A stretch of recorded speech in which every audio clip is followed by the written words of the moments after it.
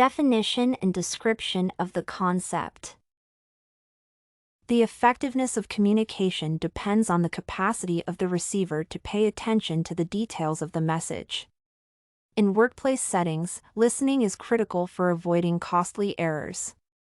It requires much practice, skill, and attentiveness. Active listening, as a concept, entails giving full attention to the speaker, understanding the message, and seeking clarification where necessary without inappropriate interruptions. It allows one to connect with the sender by acknowledging the content of the communication.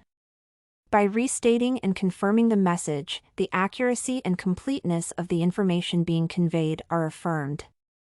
It reinforces the recipient's involvement in the communication process.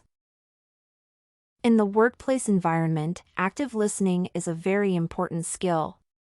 According to Warner and Bedok, effective listening can avert costly errors related to incorrect orders, misunderstandings, ineffective decisions, and poor team cohesion. For this reason, teaching employees active listening skills is a priority in some organizations. Exercising silence during communication, avoiding multitasking, and empathizing with the speaker's perspectives can help one become an active listener. On the other hand, presenters should not be critical, judgmental, or threatening in their speech, as doing so would make receivers become defensive and fail to focus on the message. Listeners should maintain eye contact, nod their heads occasionally to show understanding, and use verbal and nonverbal cues. Otherwise, the speaker may conclude that what they are communicating is disinteresting. An example from real-life work. A year ago, I joined the guidance and counseling group in our institution.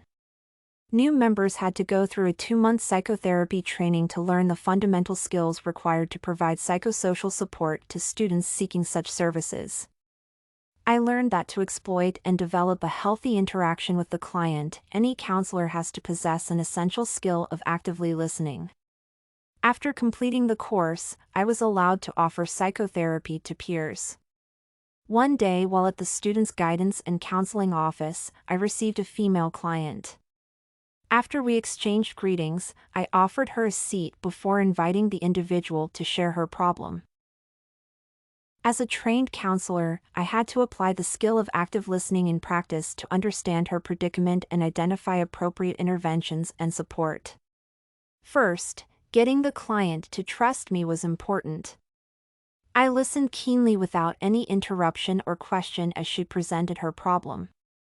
To convey my engagement in her story, I employed verbal and nonverbal cues of communication, such as maintaining eye contact, nodding my head, and saying to encourage her to continue.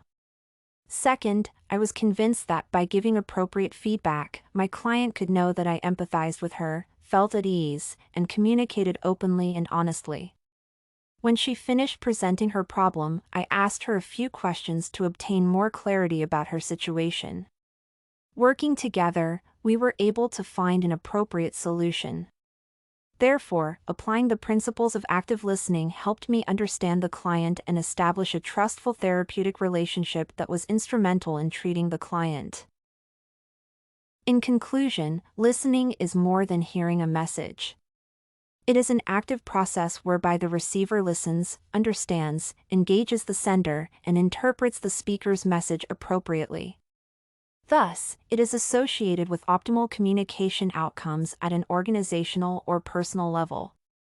In practice, I have used active listening to create a good rapport with my client before embarking together on a therapeutic journey to better mental health. You can find this and many other essay samples on our website studycorgi.com.